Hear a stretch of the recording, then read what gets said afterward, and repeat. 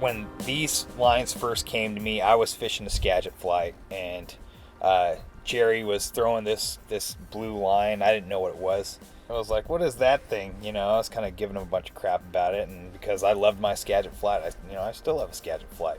The line was so short, and his rods were shorter, and that system needed to be proven to me, because I don't take anything, just full on wholeheartedly right off the bat. It has to be proven for me to fully accept it and grasp it. And so he put a rod and a line in my hand, and I had to see it to believe it. And I started out fishing those lines for steelhead, and the river that I fish the most is the Soul Duck River, and that river is very tight drainage where these lines are perfect for, as far as tight quarters spay casting for steelhead.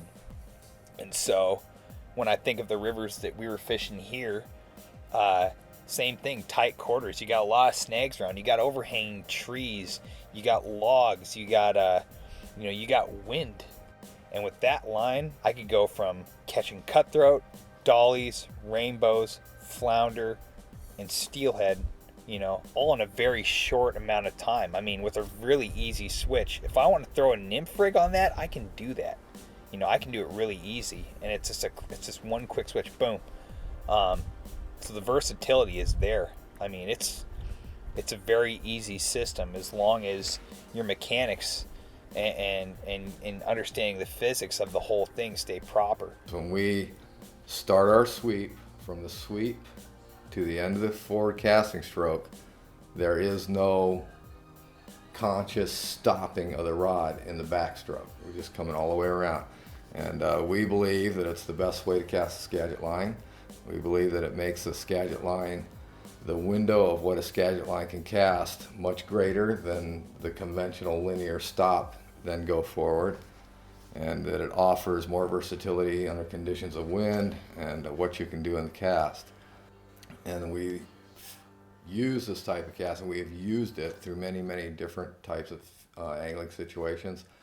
And our personal opinion is, and our experience is, that it's a more versatile fishing system. It's not just for salmon and steelhead. It works in, like what we've been doing lately is fishing for bass. You can use it fishing in lakes. And I'm not going to sit there and say that it does everything, but the window of versatility is pretty wide for a fly line on what it can do. And once again, we're not saying it's the longest casting line in the world, but the lines fish within most fishing distances, from close to pretty far out. Covers many situations, from swinging to stripping to nymphing to bobber fishing. About the only thing that it doesn't work real well for is upstream dry fly fishing, and at least in my experience so far. Who knows, maybe someday we'll figure out a way to do that too. So, but for right now, if you're swinging or you're doing strip retreat type retreats, everything's based around that line for us, to be as versatile as possible with one rod, one line system.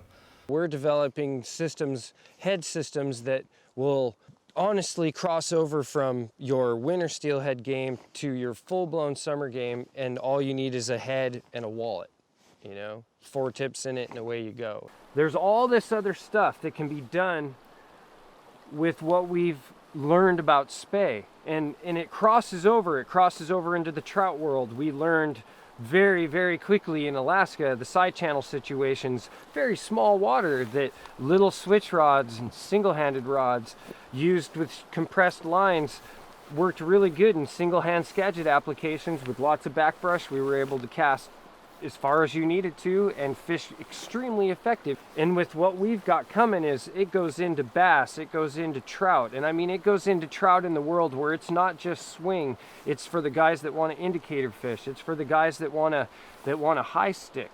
That's the beauty of it, is you no longer have to backcast if you don't want to. But if you want to, you can. But you can simply single-hand Skagit your way out of it, or two-hand Skagit your way out of it. It's up to you. There really are no limitations now. Natural progression, the only thing that stifles that is us. When you stay within yourself, everything goes as it should, and that's the beauty of those lines. You stay within yourself with constant motion. it's gone. I'd love to cast a super long line, but I don't fish the Thompson and the Skeena River every single day. You know, it'd be nice, but I fish the coast. I used to fish a 14-foot rod for kings, and that was great. Now the rod I like is a 12.48 weight. You know, that rod is killer.